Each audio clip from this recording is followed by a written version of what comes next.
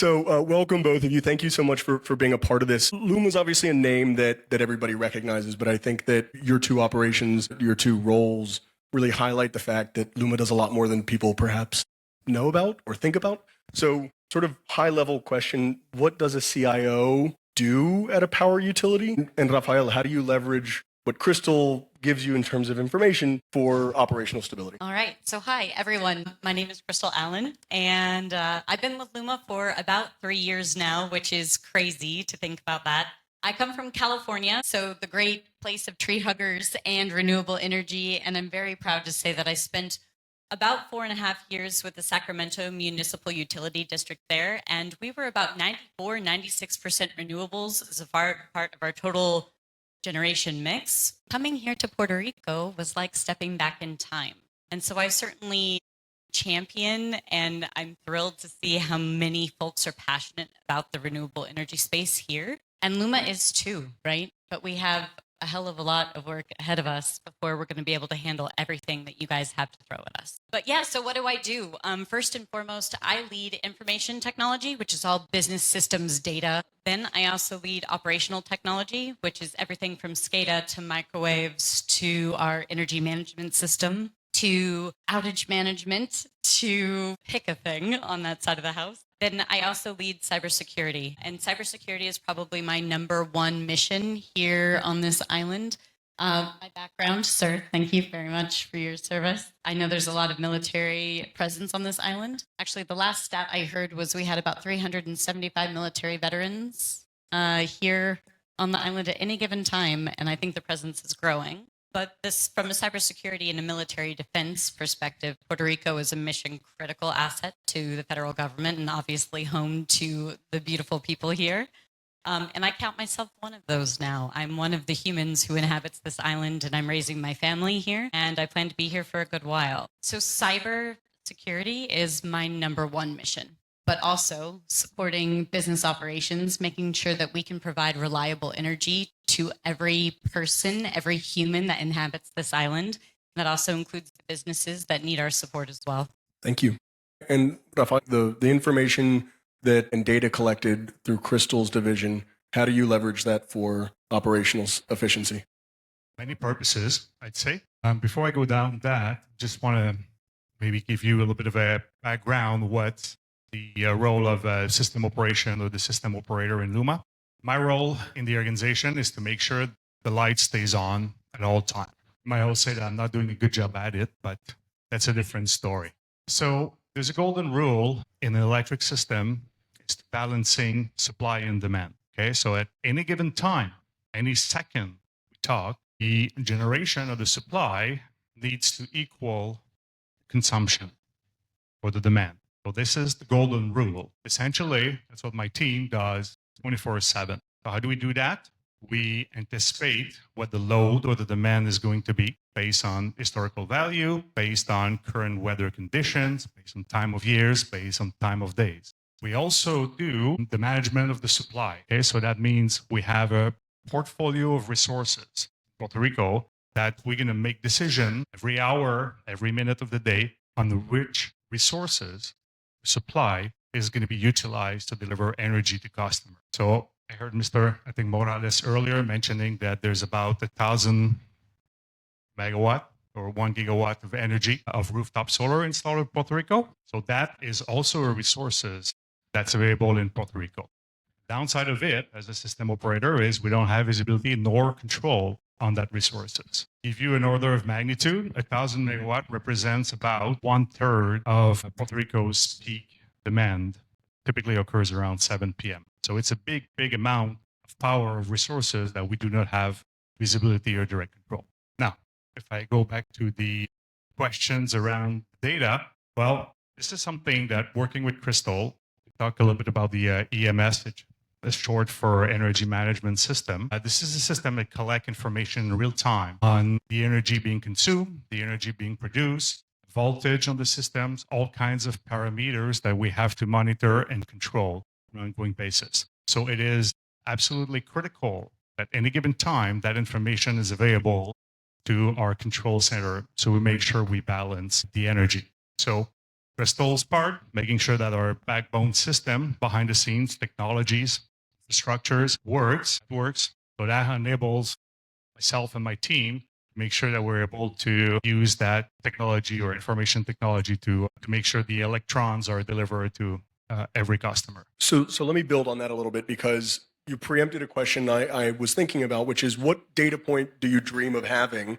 in terms of being able to ultimately affect, and it sounds like we have some emergency going on. What data point do you dream of having, and what does that actually mean? And maybe you answered it a little bit with regards to visibility of this gigawatt of distributed solar. Maybe walk us through, what do you do with that information if you actually have visibility into this 170,000 member gigawatt distributed network? I mean, what do you do with that data if you were able to get access to it? So in the grand scheme of things, because of the state of our ecosystem, right? Everybody knows the state of the grid. I won't drone on about that. Because of the state and the legacy system that we are presently supporting, one of the prime data points that I'd be keen to have is what the heck is actually out there on our grid, first and foremost. So once we have this new system in place and we start to begin to literally understand every single asset and widget and feeder and meter and everything else that exists, and we get that data concatenated into our system, we'll be able to better inform our system operators of where the real criticalities are. So there's a lot of data wrapped in that, but honestly, we need to understand what our connectivity model is on this grid. So I add to that two areas of data that we're currently lacking, and that projects that are currently ongoing is going to help us tremendously to understand what Crystal said and what's going on in the system. One of the projects that we're currently deploying, it's called AMI. So they're advanced metering infrastructure. So every single house, every single customer in Puerto Rico, we're replacing meters. And we're putting what we call intelligent meter. So that gives us information in real time of the consumption and the status, power is on or off, of every single customer. And also remote control for connection and disconnection. Thank you. So that's a tool that right now we don't have. Okay, we're in the process of deploying. I think we're about 35,000 meters that have been installed so far. There's 1.45 million left. Bottom line is, having these meters is going to allow us to see the consumption and also the outages of every customer, giving us much more insight of what's actually happening in terms of outage, but also energy balancing. The other one that I wish I had now is visibility, ideally control of all the rooftop energy. 1,000 megawatt is a lot. And it's so much that right now, what we're seeing is sometimes the renewable energies, aggregation of all the rooftop solar and also utility scale renewable energy can behave like a traditional thermal generator going offline. So if you have, to give you an example, you have a big cloud coming, the decrease of output on the aggregated level of all the renewable energy is sufficient collapse the frequency on the system. What does that mean? Is immediately we have an imbalance in generation or in supply versus demand. So what does that do? Well, it creates load shed on the system. So the amount of renewable energy we have has reached a certain point where this kind of behavior is observed regularly on the system. So for us, having that visibility and pushing it a step further, having control of that, can help us anticipate and manage and the supply and demand in a much more efficient way and increase system reliability and stability. As we're seeing more and more distributed generation, in addition to the challenges, Raphael and Crystal, you just mentioned, Crystal, your focus is on cybersecurity. When we move from an analog grid to a digital grid, there are a whole lot of new challenges that we're faced with that we didn't previously have to worry about in the same way. Do the distributed generation assets pose grid edge security concerns, additional ways in for people who would otherwise attack the network? And how do you mitigate against that? Because it seems like there's no stopping what is otherwise a very strong marketplace. We heard in the previous panel that it's the largest anywhere in the world, both in terms of volume and density. So how do we mitigate the challenges that may come from the cyber side? So without getting too cyber nerdy on all of you, I will share that, at any given moment, any given day, we have about 100,000 attacks that are very specific specific and targeted to our ecosystem. Have done a great deal to try to harden and segment and protect our ecosystem, but every new node, every new interconnection, every new data point is another attack surface. It's another vector or opportunity. As we become more and more digitized, become an actual functioning 21st century utility with the technology and the grid infrastructure, right? It all has to come together. The more overlap there is from the OT space into IT, because in order for the business humans, us, to make the right decisions, we have to have the data. So we have to pull the data from the OT ecosystem, bring it into the IT ecosystem, be able to do something with that data. Because data for the sake of data does nobody any good. We have to make intelligent decisions, or why did we even gather the data in the first place? So for me, protecting the data, protecting our infrastructure, making sure that our network is hardened, making sure that when, Rafa comes into work and he's prompted with his multi-factor authentication, he's able to get in swiftly, and then recognize when something is amiss, right? Cybersecurity training and awareness is huge for us from an internal LUMA perspective, but something that I see that's a gap, and I know Rafa's mentioned this before to me as well, is that the cybersecurity standards that each and every one of the distributed energy resource suppliers are beholden to in Puerto Rico aren't maybe necessarily the same as the North American ecosystem might be to date. And there's huge industry challenges for us to come together and have cybersecurity standards for each and every one of you, each and every make and model type of gear and equipment and switch. So I would highly recommend that this community, come together and start really having those conversations for what those standards really need to be with the lens of cyber.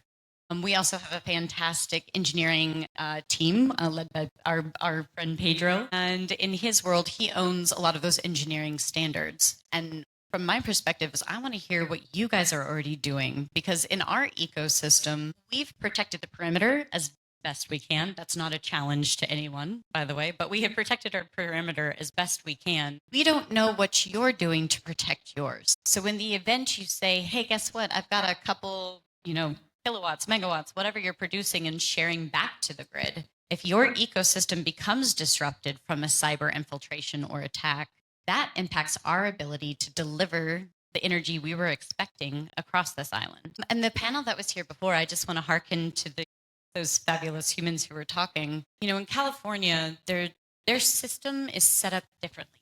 Their energy space is set up differently. Their regulations are very different than here in Puerto Rico. And something that I would challenge our humans here in Puerto Rico to take a look at is an energy marketplace, right? We can view energy, we can treat energy as a commodity of sorts if we are able to contain it and store it. I'd like to also know a bit more about the battery ecosystem here in Puerto Rico and who's really eyeballing all the batteries and that long duration energy storage that needs to come to fruition. That's something else I want to get more involved with here. When we think about modernizing a grid, I think it's easy to say, and I mentioned in my opening comments, frequency of outages, duration of outages, and cost of electricity are sort of the technical high-level buckets that we can think about, in terms of our relationship broadly as the general public to the energy sector. From your guys' perspective, what does it mean to modernize the grid? What does that actually mean? And maybe as a sub-bullet on that question, Rafa, when you say you're working on the AMI program, how do you close the gap between where you are and the 1.4 million subscribers? It's a big gap. It's a technological issue. It's a regulatory issue. It's just a sheer manpower issue, and it's a steady climb to the top. What do you need to close that gap, and what role does that have in terms of how you think about operations? Well, resources. I mean, for me, the transformation or the modernization of the grids is definitely using new technologies. Traditional electrical grids has been pretty much top down. You have your big generators, you get your transmission system, and then it goes to a distribution, it goes to the customer. So the electrons flow one way.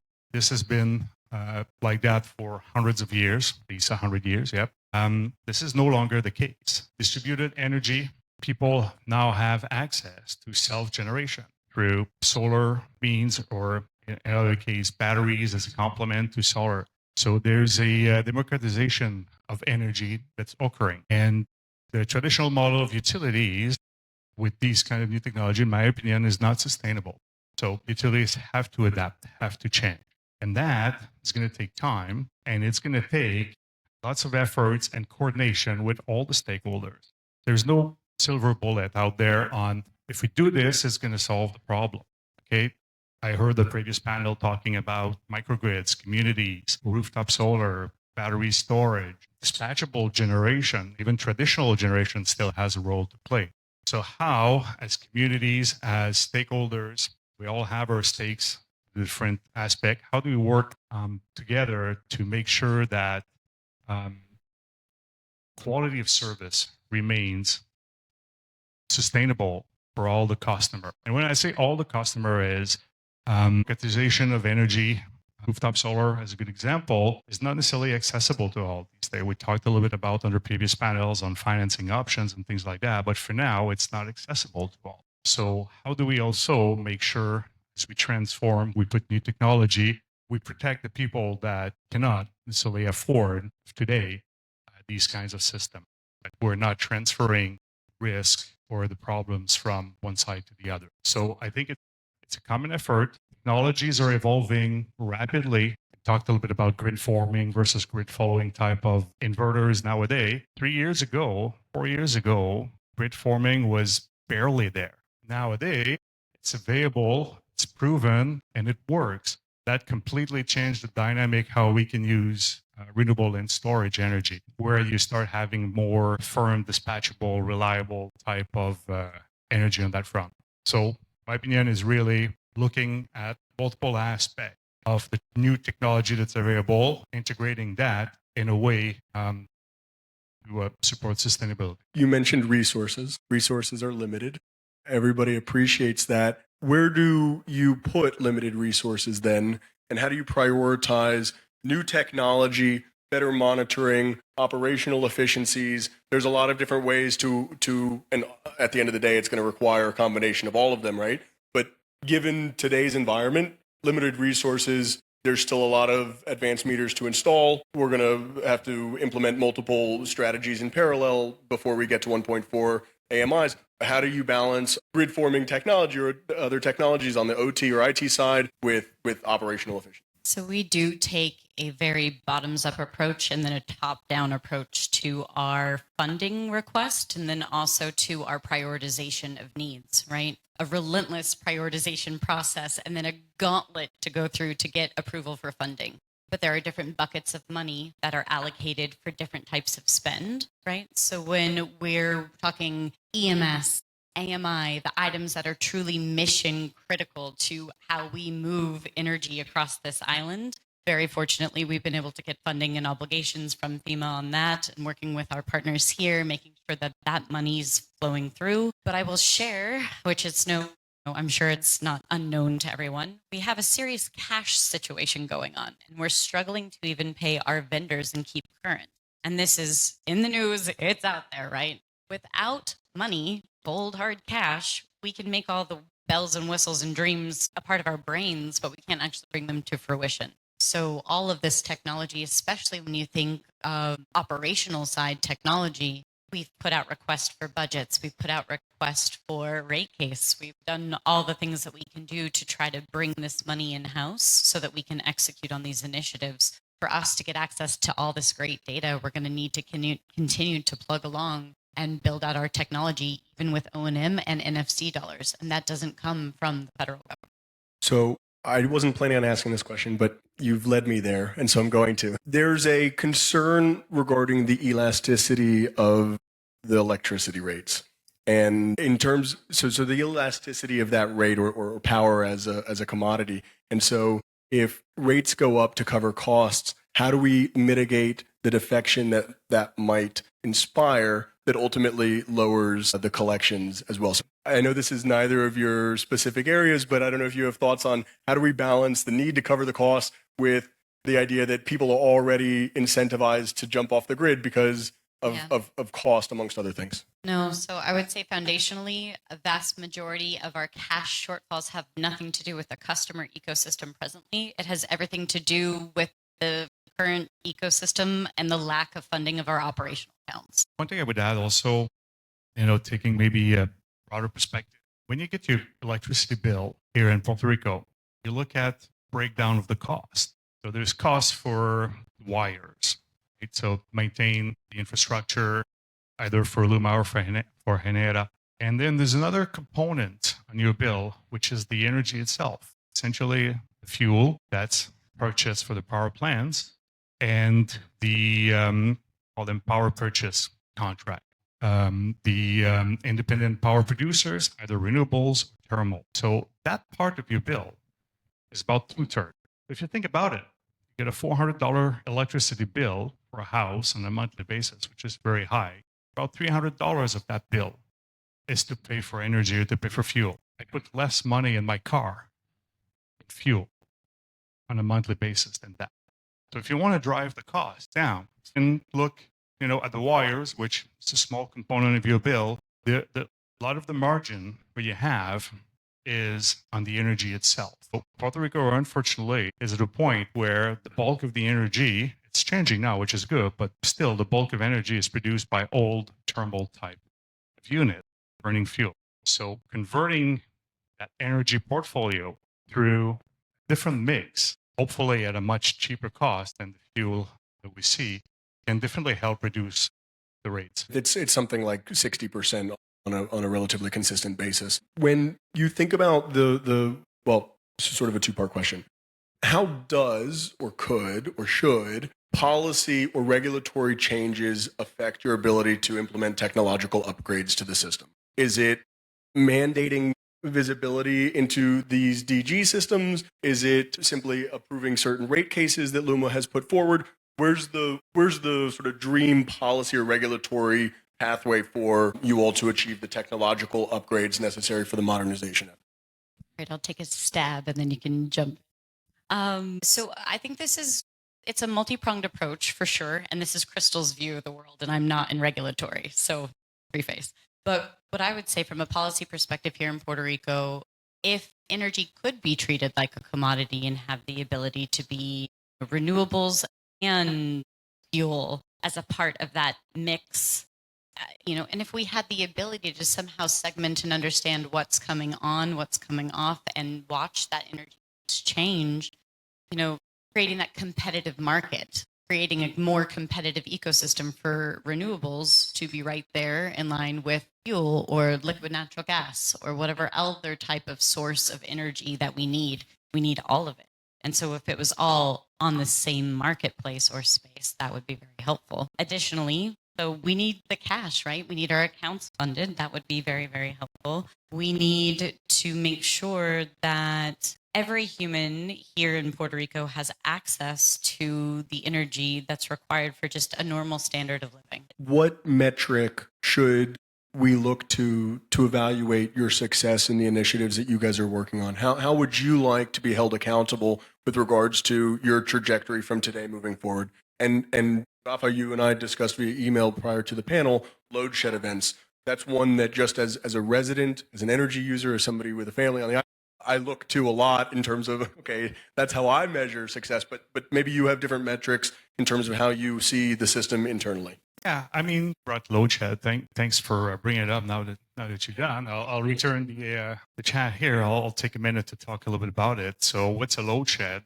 Essentially, a load shed occurs when you have an imbalance in your demand and supply. As I mentioned earlier, you always have to keep that in balance. We typically see two types. One, that's the most frequent one. For example, in calendar year 2024, we had about 78, 80 of them throughout the year. So that's when you have abrupt change in supply. So a big generator that failed and go offline, a cloud coverage in Puerto Rico very quickly will cause the supply to go down. So the system will react to stabilize itself. So that's going to be a momentary load shed. Typically, it's going to last 15, 20 minutes. And the control center, my team, is going to slowly restore power with the available supply that's there. The other one that we see in terms of load shed is simply a shortfall in generation. That means there's just not enough supply available at any given time to provide it to customer. That typically occurs during evening hours, peak hours. So last year we had about 30-something of them. These can last much longer. I'm going to get to your question. A data point that's interesting, if you go to the continental US, Canada, most of Europe, they have a system with what they call reserve margin. So that any given time, you have to maintain certain minimum reserve. Okay. Actually, in the United States, if you go under certain operator or an independent system operator, okay, goes under a certain level of reserve, they have to load shed their territory. Okay. Here in Puerto Rico, about 40% of the time, of every hour of every day, we don't meet our reserve criteria.